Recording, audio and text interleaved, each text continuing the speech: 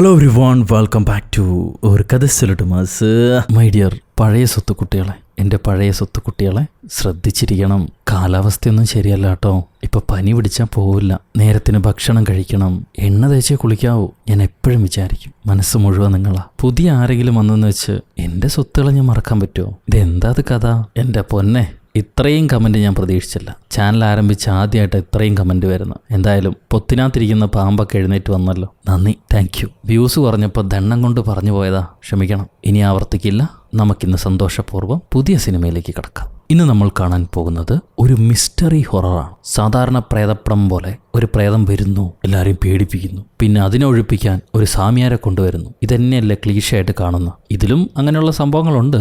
എന്നാൽ പോലും കണ്ടിരിക്കാൻ പുതിയ കുറേ അവസ്ഥാവ്യവസ്ഥകൾ കൊടുത്തിട്ടുണ്ട്. നല്ല കഥാതന്തുരസാവസ്ഥമാണ്. നല്ല പടമാണ്, നമുക്ക് കാണാം. ഇന്ന് നമ്മൾ കാണാൻ പോകുന്നത് ഈ വർഷം പുറത്തിറങ്ങിയ ഡെവിൾസ് ഡേ എന്ന സൗത്ത് കൊറിയൻ ഹൊറർ മിസ്റ്ററി സിനിമയെക്കുറിച്ചാണ്. എന്നാൽ പിന്നെ സിനിമയുടെ കഥകൾ കേൾക്കാൻ ഇഷ്ടപ്പെടുന്ന നമ്മുടെ കൂട്ടുകാരെല്ലാവരും ചാനൽ സബ്സ്ക്രൈബ് ചെയ്തോളൂ. നമുക്കിപ്പോൾ ഈ കഥയിലേക്ക് കിടക്കാം. ഈ സിനിമയുടെ തുടക്കത്തിൽ ഒരു വീട്ടില് അമ്മയും മോനിങ്ങനെ പേടിച്ചിരിക്കുക. എന്തിനാന്നറിയില്ല, പേടിച്ചിരിക്കുക. പേടിക്കണ്ട.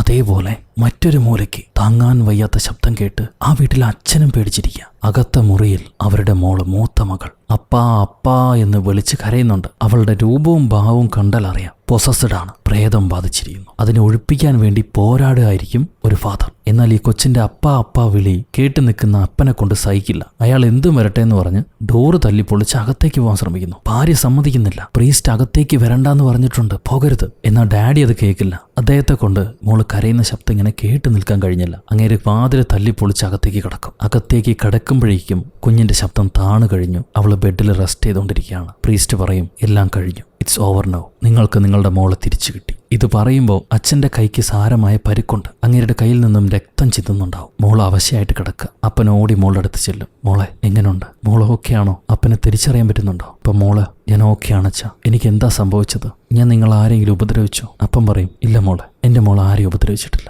ഇത് പറഞ്ഞ് തീരുമ്പോഴേക്കും പെണ്ണിന് അറ്റാക്ക് വന്നതുപോലെ അവൾ കിടന്ന് പെടയാൻ തുടങ്ങും. പെട്ടെന്ന് അവളുടെ ഹാർട്ട് സ്റ്റോപ്പായി, പിന്നെ ബീറ്റ് ചെയ്യുന്നില്ല. അവൾ നിശ്ചലയായി ബെഡിലേക്ക് വീഴുന്നു. പെൺകുട്ടി മരണപ്പെട്ടു. എന്താ സംഭവിച്ചതെന്ന് നമ്മുടെ പ്രീസ്റ്റിന് മനസ്സിലായിട്ടില്ല. ബാധ ഒഴിപ്പിച്ചു കഴിഞ്ഞു. പെൺകുട്ടി പഴയ അവസ്ഥയിലേക്ക് പൂർണ്ണ ആരോഗ്യത്തോടെ തിരിച്ചു വന്നതാണ്. പിന്നെ എങ്ങനെ അവൾ മരണപ്പെട്ടു? കുട്ടിയുടെ അച്ഛനാണെങ്കിൽ ഒരു ഡോക്ടറാണ്. അദ്ദേഹം പോരാടുന്നു. അവളുടെ ഹാർട്ട് ബീറ്റ് തിരിച്ചു കൊണ്ടുവരാൻ വേണ്ടി പോരാടുന്നു. ഈ സമയത്താണ് ഒരു ഫ്ലാഷ് ബാക്ക് കാണിക്കുന്ന ഈ പെൺകുട്ടിക്ക്, മോൾക്ക് നക്ഷത്രങ്ങൾ ഒരുപാട് ഇഷ്ടമാണ്. അവൾ അച്ഛൻ്റെ കൂടെ ടെറസിൽ ഇരുന്ന് നക്ഷത്രങ്ങളെ നിരീക്ഷിക്കുമായിരുന്നു. അപ്പൊ ഏതോ ഒരു നക്ഷത്രത്തെ കാണിച്ച്, ആ നക്ഷത്രം ഞാൻ അപ്പന് തരില്ല, അതെൻ്റെതാണ്, അപ്പൻ വേറെ നക്ഷത്രം എടുത്തോ എന്ന് പറഞ്ഞ് ഇവള് വാശി പിടിക്കുന്നുണ്ട്. അപ്പനും മോളും നല്ല കൂട്ടായിരുന്നു. ഒരുപാട് ഇഷ്ടമായിരുന്നു അവർക്ക് പരസ്പരം. അപ്പം മോള് ചോദിക്കുകയാണ്, ഞാൻ ഇനി എത്ര കാലം ജീവിക്കും എന്ന് അച്ഛൻ അറിയാവോ? അച്ഛനെൻ്റെ ഹെൽത്ത് കണ്ടീഷൻ അറിയാലോ, ഞാൻ ഇനി എത്ര കാലം ജീവിക്കും എന്ന് പറ. അപ്പം അച്ഛൻ പറയും, നീ കാണിച്ച ആ നോർത്ത് സ്റ്റാറിനെ കാട്ടിലും 1000 വർഷങ്ങൾ കഴിഞ്ഞും എൻ്റെ മോള് ജീവിക്കും. അവള് ചിരിക്കുക കേട്ടിട്ട്. കാരണം ഹൃദയം തകരാറിലായിട്ട് അത് മാറ്റിവെക്കേണ്ട അവസ്ഥയിലാണ് പെൺകുട്ടി.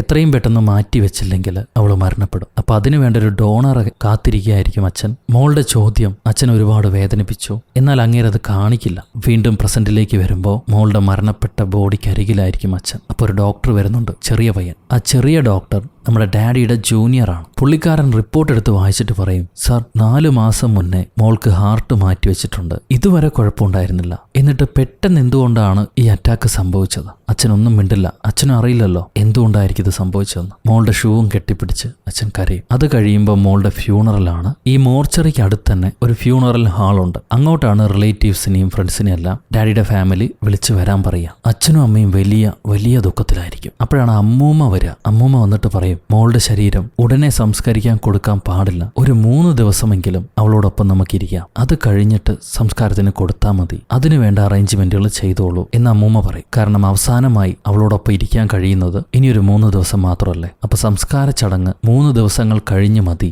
അതുവരെ ഫ്യൂണറൽ നടത്താം എന്നവർ തീരുമാനിക്കും. അത് കഴിയുമ്പോൾ ഈ ബോഡി വെച്ചിട്ടുള്ള ഫ്രീസർ റൂമാണ് കാണിക്കുന്നത്. അവിടുത്തെ ഫ്രീസറിന് എന്തോ കംപ്ലൈന്റ് ആയി. ടെക്നീഷ്യന്മാര് അത് റിപ്പയർ ചെയ്യായിരിക്കും. ബോഡി അധിക സമയം പുറത്തു വയ്ക്കാൻ പാടില്ലല്ലോ. അപ്പൊ അവിടുത്തെ മാനേജർ ഒരു സ്ട്രേഞ്ച് ആയ കാര്യം പറയും. നോർമലി ഒരാൾ മരിച്ചു കഴിഞ്ഞാൽ ബോഡി സ്റ്റിഫ് ആവും. കുറച്ച് മണിക്കൂറുകൾ കഴിഞ്ഞിട്ടാണ് വീണ്ടും ലൂസ് ആവുക. ഇപ്പം ആ മണിക്കൂറുകൾ കഴിഞ്ഞു. ബോഡി ലൂസ് ആവേണ്ട സമയമായി. എന്നാലും പെൺകുട്ടിയുടെ കൈ മുറുകെ പിടിച്ചിരിക്കുന്നു. അത് തുറക്കാൻ കഴിയുന്നില്ല. എന്തുകൊണ്ടാണ് ഇങ്ങനെ സംഭവിച്ചിരിക്കണമെന്നും പറഞ്ഞ് ആ മാനേജർ കുട്ടിയുടെ കൈ തുറക്കാൻ നോക്കുന്നുണ്ട്. നടക്കുന്നില്ല. അപ്പോഴാണ് അച്ഛൻ അങ്ങോട്ട് വരിക. ഡാഡി ഡാഡി വരെ മാറാൻ പറഞ്ഞിട്ട് തൻ്റെ മോളുടെ കൈയെടുത്ത് അങ്ങേരുടെ കൈ കൊണ്ട് പൊത്തിപ്പിടിച്ച് കരഞ്ഞുകൊണ്ട് അവൾക്കൊരു ചുംബനം കൊടുക്കും. എൻ്റെ മോളെ സോമി എന്ന് പറഞ്ഞു. എന്നിട്ട് മെല്ലെ തുറക്കുമ്പോൾ ആ കൈകൾ തുറക്കുന്നു. അതിനകത്ത് അപ്പൻ മോൾക്കൊരു ബ്രേസ്ലെറ്റ് സമ്മാനമായിട്ട് കൊടുത്തിരുന്നു. അവൾക്ക് ഏറ്റവും ഇഷ്ടപ്പെട്ട നോർത്ത് സ്റ്റാറിൻ്റെ എംബ്ലമുള്ളൊരു ബ്രേസ്ലെറ്റ് ആയിരുന്നു അത്. അതവൾ മരിച്ചു കഴിഞ്ഞും ആർക്കും കൊടുക്കാതെ മുറുകെ അമർത്തി പിടിച്ചിരിക്കുക. അത് കാണുമ്പോൾ വീണ്ടും കൂടുതൽ വിഷമാവും അപ്പന്. അപ്പൻ അവിടുത്തെ ജോലിക്കാരോട് പറയാണ്, എൻ്റെ മോള് തണുപ്പ് താങ്ങില്ല,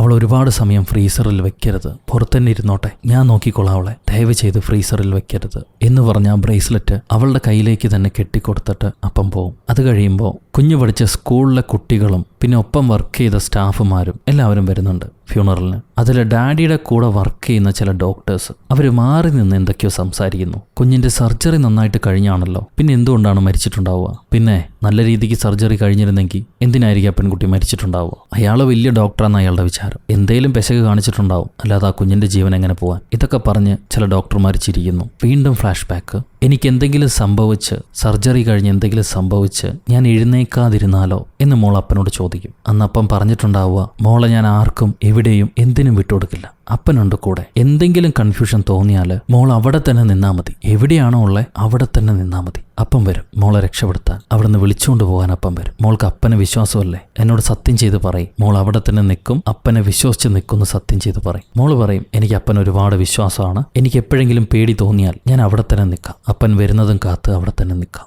വീണ്ടും പ്രസന്റിലേക്ക് വരുമ്പോൾ ഈ ഡോക്ടർമാരിലെ കൂടെ വർക്ക് ചെയ്യുന്ന ഡോക്ടർമാർ സർജറി കഴിഞ്ഞതിൽ പിന്നെ ആ പെൺകുട്ടി വളരെ സ്ട്രേഞ്ച് ആയിട്ട് ബിഹേവ് ചെയ്തു എന്ന് കേട്ടിരുന്നു. എന്തുകൊണ്ടാണാവോ? അവളുടെ അപ്പന് പ്രേതം പിടിച്ചു എന്നാണ് ചിലരൊക്കെ പറഞ്ഞത്. കുടുംബത്തിൽ എന്തെങ്കിലും കുഴപ്പം കാണും. ഇവരിങ്ങനെ സ്വമേധയാ പരദൂഷണം പറഞ്ഞുകൊണ്ടിരിക്കുക. മനുഷ്യൻ ഡോക്ടറായാലും ശാസ്ത്രജ്ഞനായാലും അവന്റെ സ്വഭാവം മാറൂല. ഇത് കേട്ടോണ്ടിരിക്കാൻ കഴിയാതെ ഡാഡി അവിടുന്ന് എഴുന്നേറ്റ് പോകും. മോളെ ഫ്യൂണറൽ ഹാളിൽ പോകുമ്പോൾ വീണ്ടും വീണ്ടും മോൾ അപ്പ അപ്പ എന്ന് വിളിക്കുന്ന ശബ്ദം അങ്ങേർക്ക് കേൾക്കാം. അത് സത്യമാണോ മിഥ്യയാണോ എന്ന് പുള്ളിക്ക് മനസ്സിലാവുന്നില്ല. ആ നേരത്ത് ഇവിടെ നമ്മുടെ ഫാദർ പ്രീസ്റ്റ് ചുള്ളം ഫാദർക്ക് മനസ്സിലായിട്ടില്ല പെൺകുട്ടി എന്തുകൊണ്ട് മരിച്ചു എന്നുള്ളത്. ആ പ്രേതത്തെ ഒഴിപ്പിച്ചതാണ്. ഒഴിഞ്ഞു പോയതിനു ശേഷവും പെൺകുട്ടി എന്തുകൊണ്ട് മരിച്ചു, ഈ ചോദ്യത്തിലായിരിക്കും, കൺഫ്യൂഷനിലായിരിക്കും ഫാദർ. അതുകൊണ്ട് ആ പെൺകുട്ടിയെ ബാധ ഒഴിപ്പിക്കുമ്പോൾ എടുത്ത വീഡിയോ അത് അച്ഛൻ വീണ്ടും ഇരുന്ന് കാണുമായിരിക്കും. അതിൽ ഈ പ്രേതത്തിന്റെ പേരെന്താണെന്ന് അച്ഛൻ ചോദിക്കുന്നുണ്ട്. മെയ്തൻ എന്ന് പേരുള്ളൊരു പ്രേതാണത്. അച്ഛന്റെ പേര് ആട്ടൻ, പിന്നെ ഒരു അനിയത്തിയുണ്ട് കടലമാവി. ഇപ്പൊ അവരാരുമില്ല, മെയ്തൻ മാത്രമേ ഉള്ളൂ. ആ പ്രേതം പെണ്ണിനെ വിട്ടു പോയില്ലേ?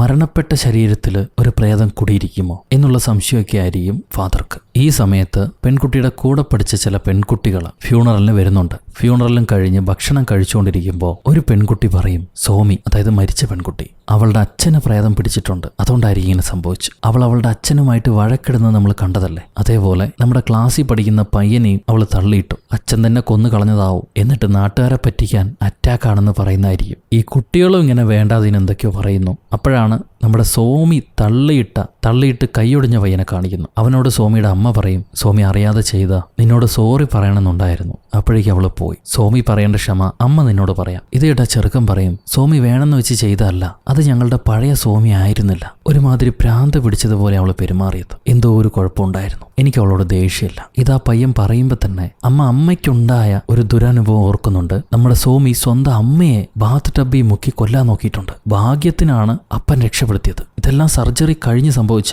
അവൾ അന്നും ഒരു ഭ്രാന്തിയെ പോലെ പെരുമാറിയിരുന്നു. കുറെ സമയം കഴിഞ്ഞാണ് ബോധത്തിലേക്ക് തിരിച്ചു വന്നത്. താൻ എന്താണ് ചെയ്തുകൊണ്ടിരുന്നതെന്ന് അവൾക്ക് ഓർമ്മയുണ്ടായിരുന്നില്ല. ഇപ്പൊ വീണ്ടും പ്രസന്റിലേക്ക് വരുമ്പോൾ അപ്പനൊരു കൊലയാളിയാണ്, സോമിയെ കൊന്നത് അയാളാണെന്ന് പറഞ്ഞില്ലേ ഒരു പെൺകുട്ടി. ആ പെൺകുട്ടിക്ക് പെട്ടെന്ന് ചോക്കിംഗ് ഉണ്ടാവും. അവൾക്ക് ശ്വാസം കിട്ടുന്നില്ല, കിടന്ന് പെടയുന്നു. ഡോക്ടർ ഡാഡി ഓടി വന്ന് ആ പെൺകുട്ടിയുടെ പുറത്തിടിച്ച് അവളെ തൊണ്ടയിൽ കുടുങ്ങിയിരിക്കുന്ന സാധനം പുറത്തേക്ക് തുപ്പിക്കും. അതെന്താണെന്ന് കാണുമ്പോൾ എല്ലാവരും ഞെട്ടിപ്പോവുക. ഒരു കൊത്ത് മുടി, അതെങ്ങനെ അവളുടെ തൊണ്ടിയിൽ ചെന്ന് കുടുങ്ങി? ആൾക്കാരൊക്കെ ആകെ പേടിക്കും. അങ്ങനെ മനസ്സിലാകാതെ നിൽക്കുമ്പോൾ വീണ്ടും ഫ്രീസർ മുറി കാണിക്കുന്നു. ബോഡി അധിക നേരം പുറത്തു വെച്ചാൽ ശരിയാവില്ല എന്ന് പറഞ്ഞിട്ട് അവിടുത്തെ ഒരു ജോലിക്കാരൻ സോമിയുടെ ബോഡി ഫ്രീസറിനകത്തേക്ക് തള്ളി വയ്ക്കുന്നു. പക്ഷെ ഒരു 5 സെക്കൻഡ് കഴിയുമ്പോൾ ഈ ബോഡി തനിയെ വെളിയിലേക്ക് തള്ളി വരികയാണ്. പെട്ടെന്ന് ലൈറ്റ് എല്ലാം ബ്ലിങ്ക് ചെയ്യാനും തുടങ്ങും. ഇത് കണ്ട് പേടിച്ച ജീവനക്കാരൻ ജീവനും കൊണ്ട് ഓടുക. പിന്നെ ഇയാളെ കണ്ടിട്ടേ എല്ലാവരും. ഈ സമയത്ത് നമ്മുടെ ഡാഡി അങ്ങേരി അലങ്കരിച്ച മുറിയിൽ തനിച്ചിരിക്കുകയായിരിക്കും. അപ്പൊ സോമി, മരിച്ച പെൺകുട്ടി, തണുത്ത് വിറച്ച് അച്ഛൻ്റെ അരികിലേക്ക് വരുന്നുണ്ട്. അയാൾ കണ്ണു തുറക്കുമ്പോൾ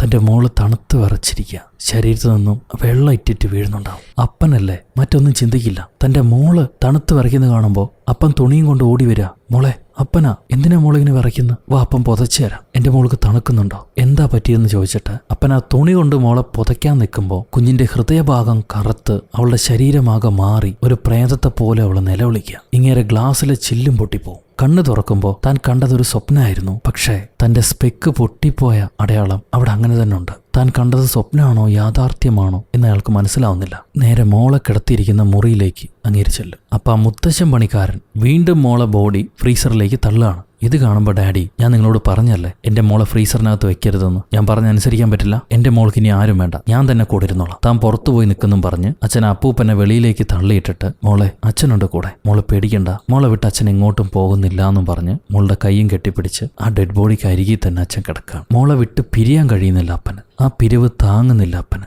അപ്പനിങ്ങനെ കണ്ണടച്ച് കിടക്കുമ്പോഴാണ് മറ്റൊരു ഞെട്ടിപ്പിക്കുന്ന സംഭവം ഉണ്ടാവുന്നത്. മരിച്ചെടുക്കുന്ന പെണ്ണ് കണ്ണു തുറക്കും. ടവേന്ന് പറഞ്ഞ അവിടെ നിന്ന് സീൻ കട്ട് ചെയ്താൽ ചർച്ചാണ് കാണിക്കുന്നത്. അവിടെ ബിഷപ്പിനോട് മറ്റൊരു ഫാദർ നമ്മുടെ ചുള്ളൻ അച്ഛൻ ചെയ്യുന്ന എക്സോസിസം നിർത്തലാക്കണം, അത് കാരണമാണ് ആ പെൺകുട്ടി മരണപ്പെട്ടത്.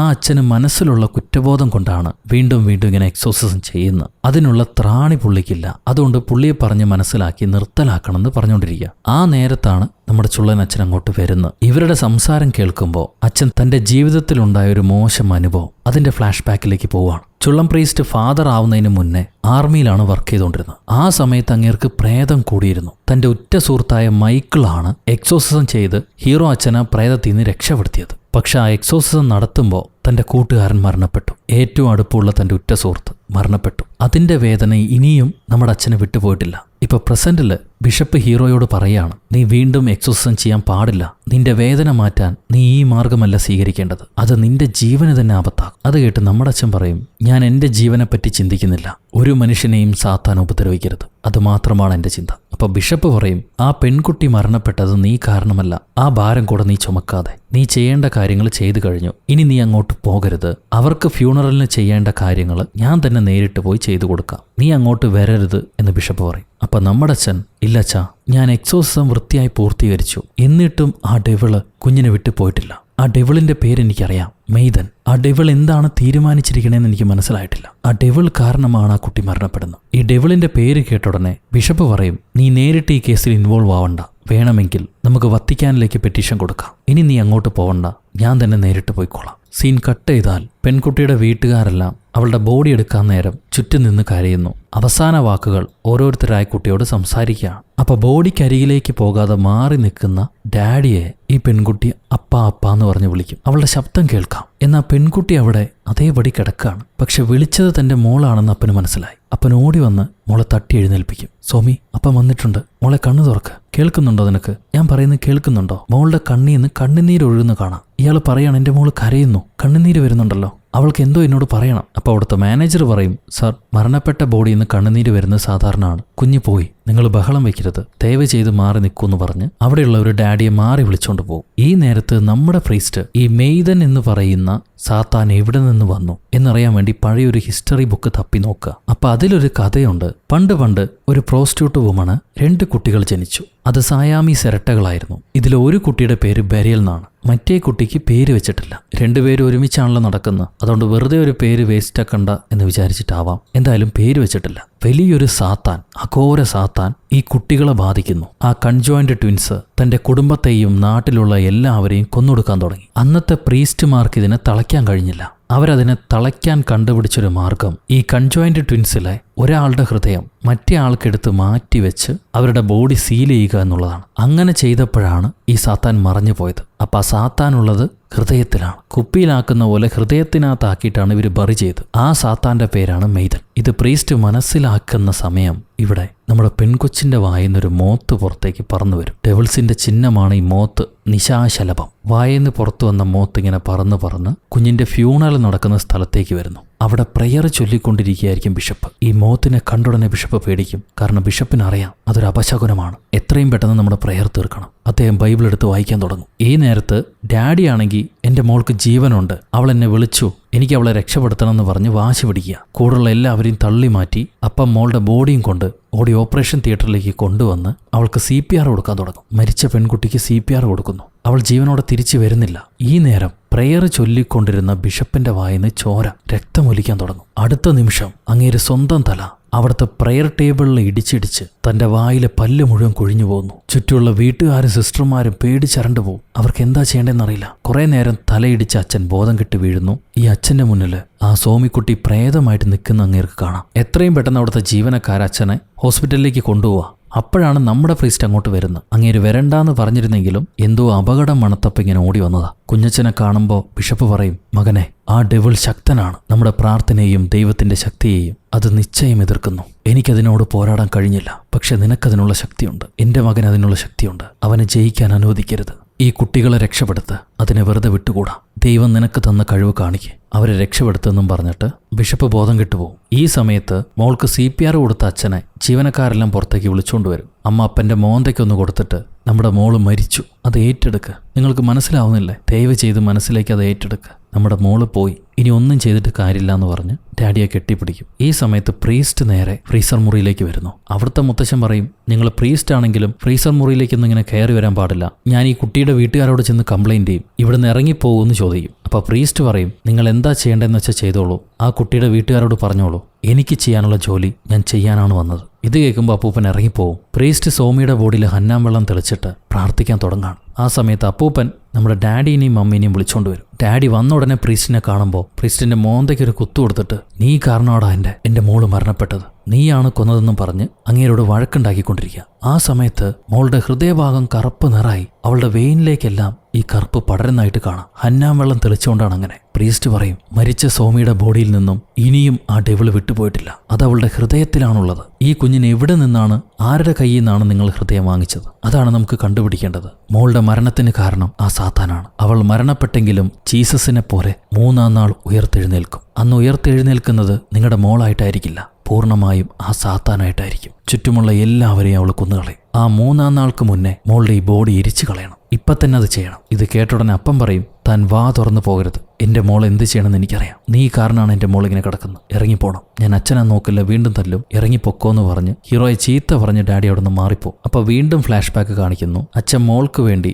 ഒരു ഹൃദയം കണ്ടുപിടിച്ചു. എത്രയും പെട്ടെന്ന് ട്രാൻസ്പ്ലാന്റ് ചെയ്യും. മോൾ ഇനി പൂർണ്ണ ആരോഗ്യത്തോടെ തിരിച്ചു വരുമെന്ന് പറഞ്ഞ് അപ്പം മോളെ സന്തോഷിപ്പിക്കുന്നുണ്ട്. മോളും ഹാപ്പിയായി. പക്ഷെ അത് കഴിഞ്ഞിട്ടാണ് അച്ഛൻ അറിയാം, ജീവനോടെയുള്ള ഒരു പെൺകുട്ടിയുടെ ശരീരത്തിൽ നിന്നാണ് ഈ ഹൃദയം എടുക്കാൻ പോകുന്നത്. ഡാഡിയുടെ കൂടെ വർക്ക് ചെയ്യുന്ന മറ്റൊരു ഡോക്ടറാണ് അതിന് പ്ലാൻ ചെയ്തിരിക്കുന്നത്. അച്ഛൻ അതറിഞ്ഞിട്ട് ആ ഡോക്ടറെ തല്ലുന്നുണ്ട്. അപ്പോൾ ആ ഡോക്ടർ പറയും, ആരുടെ ഹൃദയമാണെങ്കിൽ നിനക്കെന്താ? നിന്റെ മോളുടെ ജീവൻ രക്ഷപ്പെടുത്തിയാൽ പോരെ? അതൊരു മരിക്കാൻ പോകുന്ന പെൺകുട്ടിയാ. അവളുടെ അമ്മയ്ക്ക് പോലും അവളെ വേണ്ട. പിന്നെന്താ നിനക്ക് കുഴപ്പം? നിന്റെ മോളെ രക്ഷപ്പെടുത്തണമെങ്കിൽ വേറെ വഴിയില്ല. ആ കുട്ടിയുടെ ഹൃദയം മാറ്റിയേ തീരൂ എന്ന് പറയുമ്പോൾ ഒരു നിമിഷം സ്വാർത്ഥനായി ചിന്തിച്ച നമ്മുടെ ഡാഡി ജീവനോടെയുള്ള ഒരു പെൺകുട്ടി, അപകടത്തിൽപ്പെട്ട ഒരു പെൺകുട്ടിയുടെ ഹൃദയം എടുത്ത് മാറ്റിവെച്ചിട്ടാണ് തൻ്റെ മോളുടെ ജീവൻ രക്ഷപ്പെടുത്തിയത്. ഇപ്പോൾ പ്രസന്റിൽ ഡാഡി ഓടിച്ചെന്ന് വീണ്ടും ആ കൂട്ടുകാരൻ ഡോക്ടറുടെ കഴുത്തിന് കുത്തിപ്പിടിച്ച്, സത്യം പറയടാ, നീ കാരണമാണ് എൻ്റെ മോൾക്ക് ഈ അവസ്ഥ ഉണ്ടായത്. നിനക്ക് എവിടുന്നാണ് ആ ഹാർട്ട് കിട്ടിയത്? ആരുടേതായിരുന്നു ആ ഹാർട്ട്? ഈ ഡോക്ടർ സ്ഥലം പറഞ്ഞു കൊടുക്കും. റഷ്യയിൽ നിന്നും വന്ന ഒരു ഇല്ലീഗൽ ഇമിഗ്രന്റിന്റെ മകളാണ് ആ പെൺകുട്ടി. ആ പെൺകുട്ടിയുടെ അമ്മ താമസിക്കുന്നത് ഒരു ക്ലബിലാ. ബിഗ് മമ്മ എന്നാണ് അമ്മയുടെ പേര്. ഡാഡി ആ ക്ലബിലേക്ക് ചെല്ലുന്നു. എനിക്ക് ബിഗ് മമ്മയെ കാണണമെന്ന് പറയുമ്പോൾ അവിടെയുള്ളവർ നീ ആരാന്ന് ചോദിച്ചിട്ട് അടിച്ച് ബോധം കെടുത്തും. ഡാഡി ബോധം വന്ന് എഴുന്നേൽക്കുമ്പോൾ അങ്ങേരെ ചെയിൻ ഇട്ട് കെട്ടിവെച്ചിരിക്കുക. ഒരു മന്ത്രവാദി തള്ള അവിടെ നിന്ന് ഏതോ സാത്താന്മാരെ പ്രാർത്ഥിക്കുന്നുണ്ട്. അപ്പോഴാണ് ഡാഡി യാഥാർത്ഥ്യം മനസ്സിലാക്കുക. ഈ തള്ള പറയും, അവര് റഷ്യയിൽ തന്നെ മന്ത്രവാദം ചെയ്തുകൊണ്ടിരുന്ന സ്ത്രീയായിരുന്നു. അവിടെ നിന്ന് നാട്ടുകാർ ഓടിച്ചു വിട്ടപ്പോഴാണ് ഈ നാട്ടിലേക്ക് വരുന്നത്. ഇവിടെ ആരും അറിയാതെ ഒളിച്ചും പാത്തും പണ്ട് മനുഷ്യരെ അടക്കി വെച്ചിരുന്ന ആ മെയ്തൻ സാത്താനെ വീണ്ടും ഉയർത്തെഴുന്നേൽപ്പിക്കാൻ വേണ്ടി പല ആഭിചാര ക്രിയകളും ചെയ്തുകൊണ്ടിരിക്കുകയായിരുന്നു. അപ്പൊ ഈ സാത്താൻ ഉയർത്തെഴുന്നേറ്റ് വരാൻ ഒരു ശരീരം വേണം. അതിനുവേണ്ടി സ്വന്തം മകളുടെ ശരീരം തന്നെ ഈ തള്ളമ്മ കൊടുത്തു. ആ സാത്താൻ ഈ പെൺകുട്ടിയിലേക്ക് വരികയും ചെയ്തു. എന്നാൽ ആ സമയത്താണ് ഈ തള്ള പാർത്ത വീട്ടില് ആഭിചാര ക്രിയകൾ നടക്കുന്നു എന്ന് പറഞ്ഞിട്ട് നാട്ടുകാർ തീയിടുന്നു. അങ്ങനെ ആ തീയിലും അപകടത്തിലും പെട്ട പെൺകുട്ടിയുടെ ശരീരമെല്ലാം ഡാമേജായി. സോ ഈ സാത്താന് വസിക്കാൻ പുതിയൊരു ശരീരം വേണമായിരുന്നു. സ്വന്തം മോളുടേതല്ലാതെ പുതിയൊരു ശരീരം വേണമായിരുന്നു.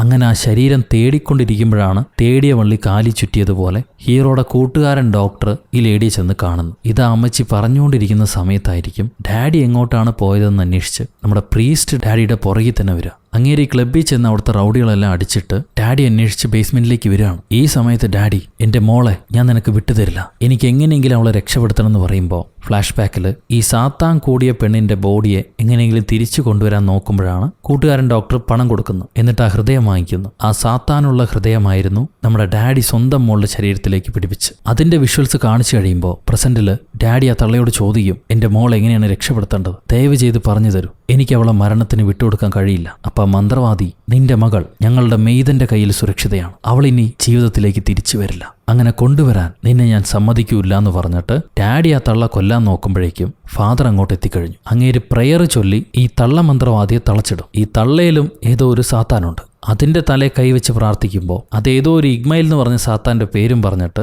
ആ തള്ളയുടെ ശരീരം വിട്ട് ഓടിക്കളയും. സാത്താൻ പോയി കഴിഞ്ഞപ്പോഴത്തേക്കും അമ്മച്ചി മരണപ്പെട്ടു. അത് കഴിയുമ്പോൾ ഡാഡിയെ രക്ഷപ്പെടുത്തി ഹീറോ വിളിച്ചോണ്ട് പോകുന്നു. ഇനി ആ സാത്താനെ ഇല്ലാതാക്കണമെങ്കിൽ സോമിയുടെ ശരീരം കത്തിച്ചാൽ മാത്രമേ കഴിയൂ എന്ന് പ്രീസ്റ്റ് പറയുന്നുണ്ട്. ഞാൻ അതിനൊരിക്കലും അനുവദിക്കില്ല എന്ന് പറഞ്ഞ് ഡാഡി തനിയെ കാർ എടുത്തോണ്ട് പോകും. അപ്പൊ നമ്മുടെ പ്രീസ്റ്റിനാണെങ്കിൽ വീണ്ടും വീണ്ടും തന്റെ ബാധ ഒഴിപ്പിച്ച് മരണത്തിലേക്ക് പോയ കൂട്ടുകാരന്റെ ഓർമ്മകൾ, ആ കുറ്റബോധം അദ്ദേഹത്തെ തുരത്തുന്നുണ്ട്. ഒന്നും ചെയ്യാൻ കഴിയുന്നില്ല. സോ എപ്പോഴും പ്രേതങ്ങൾ ആക്രമിക്കുക നമ്മൾ ചെയ്തു പോയ തെറ്റോ അല്ലെങ്കിൽ നമ്മുടെ മനസ്സിലുള്ള കുറ്റബോധങ്ങളെയോ ആഴത്തിൽ അടിച്ചു കാണിച്ച് നമ്മളെ പ്രവർത്തനരഹിതാക്കും. ഇപ്പൊ പ്രീസ്റ്റ് ആ പ്രേതത്തെ ഒഴിപ്പിക്കാൻ പോവുക. അതറിഞ്ഞിട്ട് ആ പ്രേതമാണ് ഹീറോയുടെ മനസ്സിലേക്ക് വീണ്ടും വീണ്ടും ഈ കുറ്റബോധം പേറിയിടുന്നു. അതൊരു വേളയിൽ മനസ്സിലാക്കുന്ന പ്രീസ്റ്റ്, മൈക്കിൾ, നിന്റെ മരണം ഇനിയും എന്നെ നോവിക്കില്ല, ഞാനല്ല അതിന് കാരണം. എന്നാലും നിനക്ക് വേണ്ടിയാണ് ഞാൻ പ്രീസ്റ്റായത്. ഇനിയും സാത്താന്മാരെ വാഴിക്കാൻ ഞാൻ സമ്മതിക്കില്ല. എനിക്ക് കുറ്റബോധമില്ല എന്ന് പറഞ്ഞ് അങ്ങനെ എഴുന്നേറ്റ് വരും. ഈ സമയത്ത് ഡാഡിക്ക് ഇടയ്ക്കിടെ മോളുടെ ശബ്ദം കേൾക്കുമായിരുന്നില്ലേ? അപ്പോഴൊക്കെ ഡാഡിക്ക് അറിയാം തന്റെ മോള് തന്നെയാണ് തന്നെ വിളിച്ചതെന്ന്.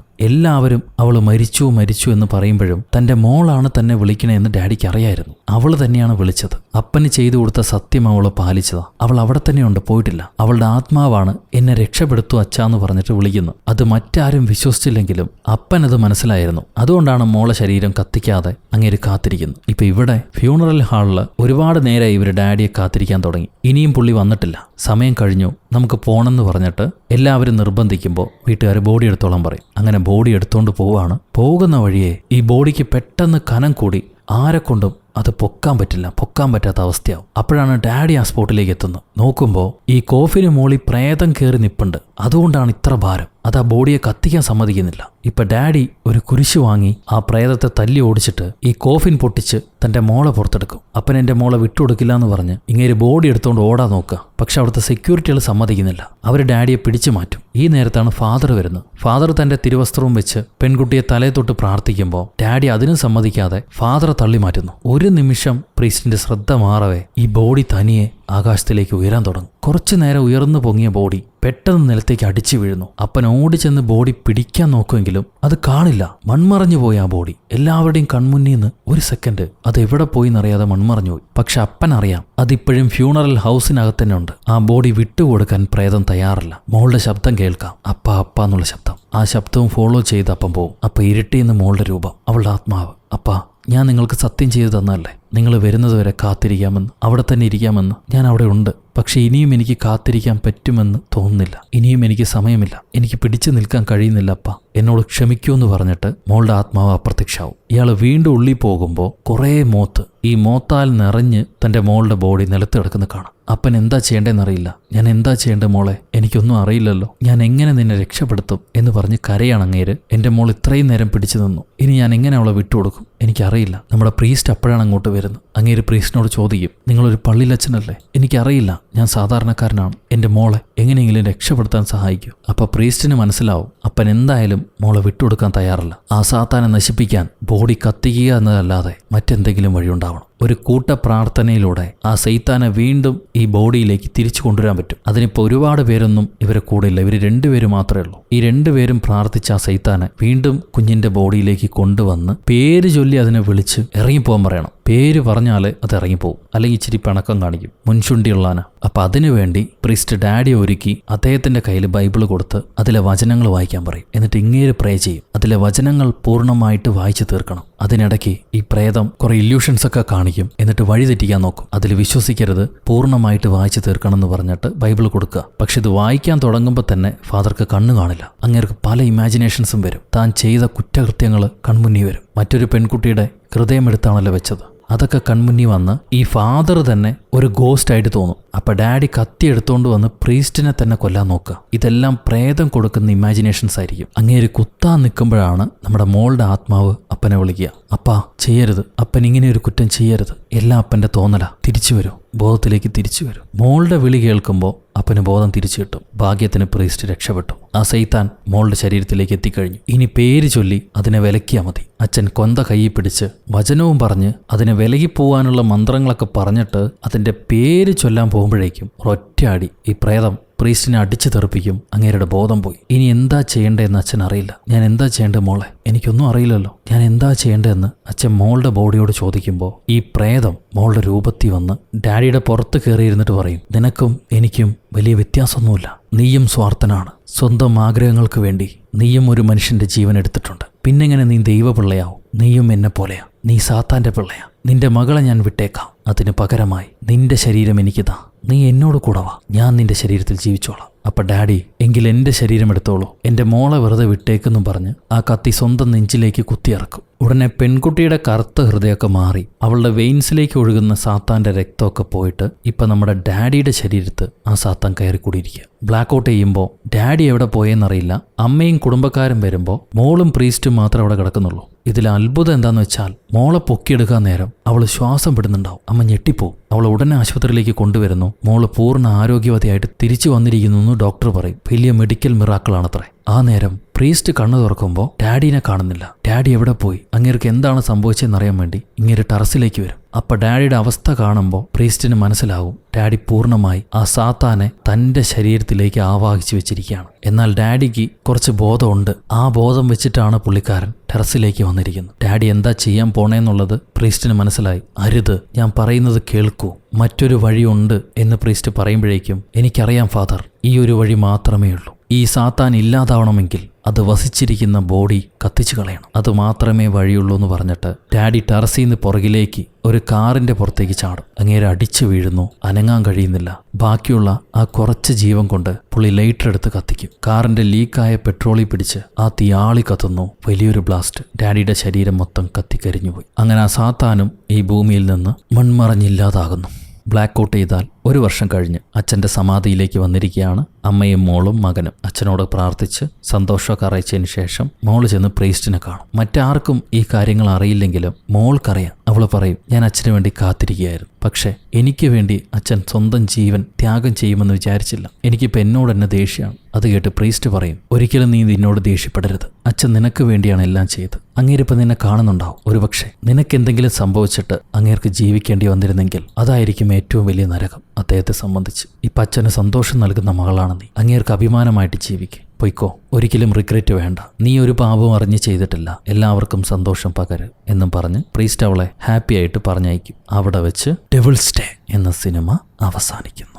ഈ കഥ നിങ്ങൾക്ക് ഇഷ്ടപ്പെട്ടു എന്ന് വിചാരിക്കുന്നു. നിങ്ങളുടെ അഭിപ്രായം കമന്റിലൂടെ രേഖപ്പെടുത്തുക. ലൈക്ക് ചെയ്യാനും ഷെയർ ചെയ്യാനും പുതിയ കൂട്ടുകാരെല്ലാവരും ചാനൽ സബ്സ്ക്രൈബ് ചെയ്യാനും ഒരിക്കലും മറക്കരുത്. അടുത്തൊരു അടിപൊളി സിനിമയായിട്ട് വീണ്ടും കാണുന്നത് വരെ, until then, it's bye from ഒരു കഥ സുലുട്ടുമാസ്.